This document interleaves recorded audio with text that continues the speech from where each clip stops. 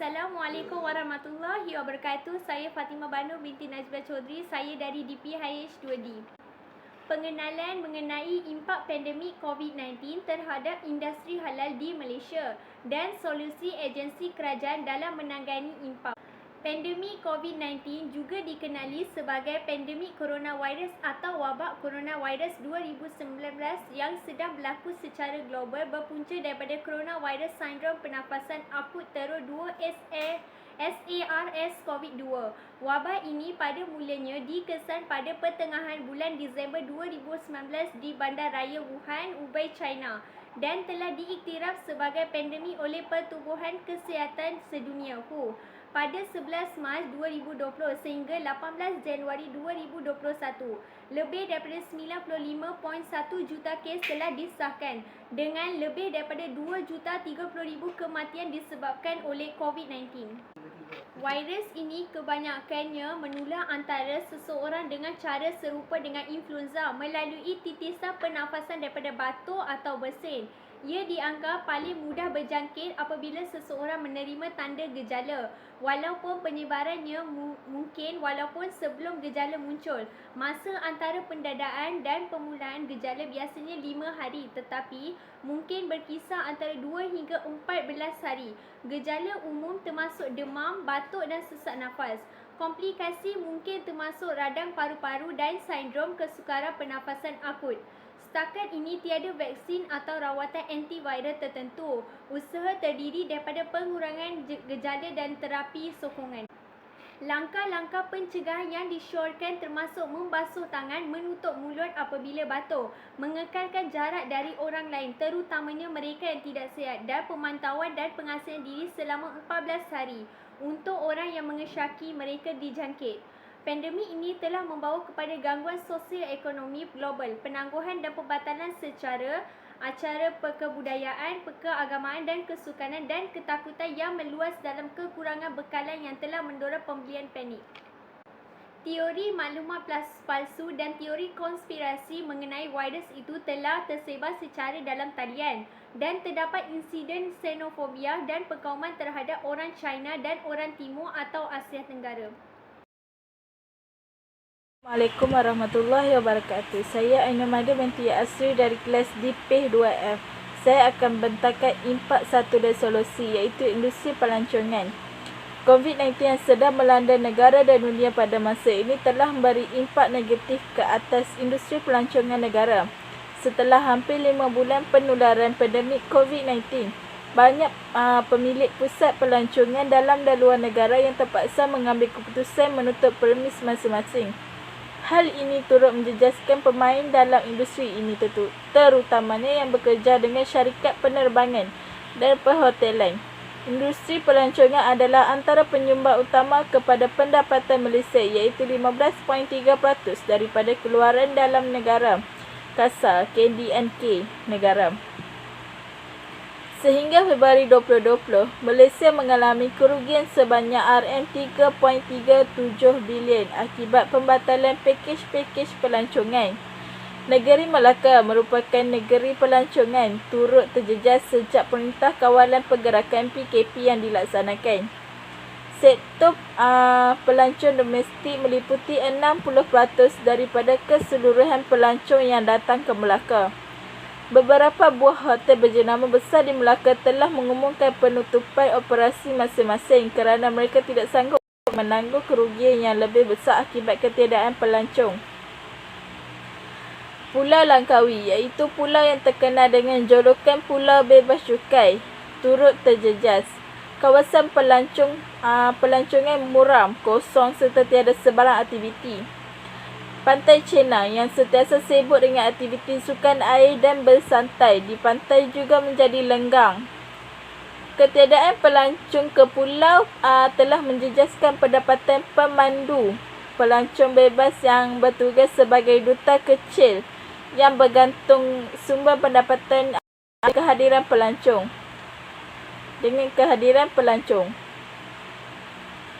Solusi bagi mendalami isu ini adalah MOTAS telah membuat satu perjumpaan dan perbincangan bersama penggiat industri pelancongan yang telah diadakan pada 17 Mac 2020. Antara pihak yang hadir adalah wakil persatuan-persatuan dari industri penginapan, pelancongan, operator bas, peniaga, pemandu pelancong dan pemandu teksi. Perbincangan ini dikenali oleh track yang ditubuhkan oleh montaj khusus bagi membincangkan langkah-langkah memastikan industri pelancongan tidak terjejas akibat penularan wabak COVID-19. Ini hasil perbincangan montaj telah melakukan pelan tindakan strategi atau strategi action plan untuk membantu merancangkan kembali industri ini dan memastikan kesejahteraan rakyat Malaysia yang bergantung kepada industri ini terjamin. Montaj akan mengadakan bincangan dengan Kementerian Kewangan serta agensi-agensi berkaitan untuk menghalusi pandangan-pandangan yang dikemukakan oleh pihak pemain industri pelancongan, terutamanya yang berkaitan dengan bentuk bantuan yang disalurkan kepada industri ini. Bagi mengekalkan kedudukan sebagai destinasi utama pelancong rantau ini, montaj memperkenalkan kempen pelancong baru bagi menggantikan kempen Visit Malaysia 2020 yang telah dibatalkan akibat penularan wabak COVID-19. Kempen ini akan bersifat jangka masa panjang yang akan memperkukuhkan jenama Malaysia Truly Asia dan mengetengahkan pengalaman-pengalaman unik yang boleh didapati di Malaysia. Montaj yakin usaha ini akan mengukuhkan daya saing dan kelestarian industri pelancong negara di samping memastikan industri ini inklusif. Assalamualaikum warahmatullahi taala wabarakatuh. Nama saya Ahmad Kuan Fitri bin Abu Bakar daripada kelas DP2F. Sekarang saya akan menerangkan impak pandemik COVID-19 terhadap industri makanan serta solusi agensi kerajaan. Disebabkan kes COVID-19 yang telah meningkat hingga ke angka tinggi, Perdana Menteri Tan Sri Muhyiddin Yassin telah melaksanakan Perintah Kawalan Pergerakan dan Perintah Kawalan Pergerakan Bersyarat, dan ia telah memberi impak kepada industri makanan.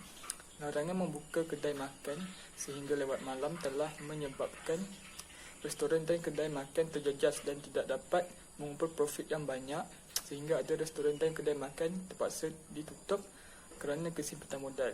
Walaupun perniagaan dibuka secara bersyarat, namun jumlah pelanggan yang hadir ke restoran dan kedai makan terpaksa dihadkan sehingga keuntungan yang mereka perolehi tidak cukup untuk menampung gaji pekerja, bahan mentah, bil elektrik dan juga bil air. Oleh demikian, mereka terpaksa mencari jalan lain bagi dapat meneruskan perniagaan untuk menampung kos, sehingga wujudnya sesetengah restoran dan kedai makan yang melanggar peraturan SOP yang dikenakan bagi mendapatkan keuntungan. Ia memberi kesan yang sangat dahsyat kepada industri makanan dalam memajukan sektor mereka pada waktu pandemik COVID-19. Seterusnya ialah solusi agensi kerajaan terhadap industri makanan. Solusi yang boleh digunakan untuk membantu industri makanan pada waktu pandemik COVID-19 yang pertama adalah memudahkan aliran tunai, iaitu mengurangkan kos perniagaan bagi restoran dan kedai makan yang terjejas oleh COVID-19, iaitu dengan memberi bantuan kepada para peniaga yang terjejas yang memerlukan kewangan. Selain itu, daripada bantuan kewangan, bantuan dari segi bahan mentah juga disalurkan kepada peniaga bagi mengurangi beban ketika pandemik COVID-19. Di samping itu, Kementerian Kesihatan Malaysia juga boleh membantu peniaga restoran dan kedai makan dengan membenarkan penambahan waktu kerja sehingga jam 10 malam. Peniaga restoran dan kedai makan juga boleh menggunakan khidmat Foodpanda dan juga GrabFood bagi membantu mereka dalam meneruskan perniagaan tanpa risau terhadap pengurangan pelanggan. Akhir sekali, dengan tubuhnya agensi unit pelaksanaan dan koordinasi stimulus ekonomi antara agensi nasional iaitu Laksana di bawah Kementerian Kewangan, mereka telah memastikan lebih 20 juta rakyat dan 2.4 juta perniagaan menerima manfaat secara langsung daripada pakej-pakej rangsangan ekonomi, iaitu dengan mempercepatkan pelaksanaan inisiatif, dan sebanyak 22 inisiatif telah dilaksanakan bagi membantu rakyat dan juga peniaga. Assalamualaikum warahmatullahi wabarakatuh. Saya, Siti Nur Sakifah binti Ainul Zaman, akan menerangkan impak yang ketiga. Seperti yang kita tahu, pandemik COVID-19 ini telah menjejaskan ekonomi negara yang mana telah memberi impak yang besar terhadap beberapa industri. Sekarang saya akan menjelaskan impak berkaitan industri aquaculture, yang mana pandemik COVID-19 ni dia telah memberi impak yang besar kepada industri aquaculture, bukan sahaja di negara kita, di Malaysia, malah juga di negara-negara luar. Sekarang di Malaysia sedang berlakunya PKP, yang mana PKP ini telah memberi kesan kepada pengusaha aquaculture, yang menyebabkan pengusaha aquaculture kurang menerima permintaan daripada pemborong dan juga peniaga. Perkara ini kita dapat dilihat daripada peniaga yang berniaga di pasar serta di kedai makan agak berkurangan, yang menjadikan pemborong tidak lagi menerima pemborong tidak lagi mengambil bahan mentah seperti ikan atau udang daripada penternak dalam skala yang besar.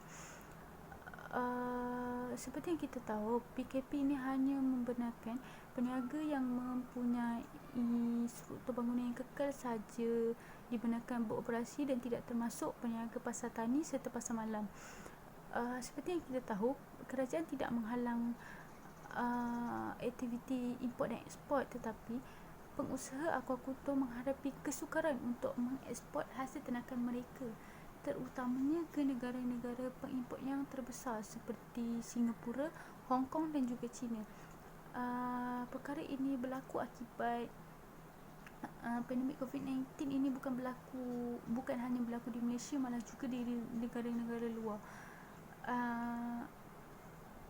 Ketidakstabilan ini telah menjadikan pengusaha aquaculture mereka telah tersepit dari segi ekonomi.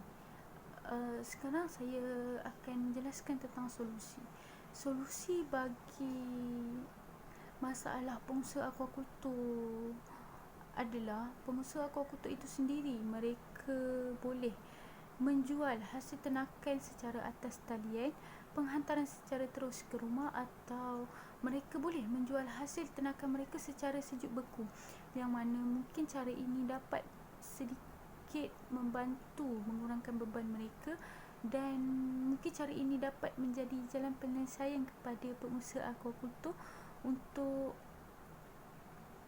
mengelakkan ketidakstabilan perniagaan mereka akibat daripada kurangnya permintaan daripada pemborong.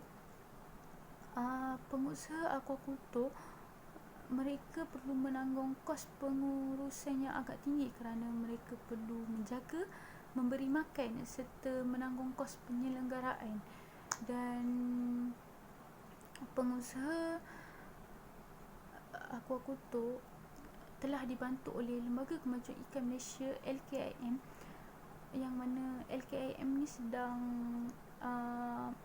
melaksanakan pembinaan stor simpanan beku ikan untuk membantu pasaran dan juga pengedaran ikan bagi mengatasi lambakan ikan.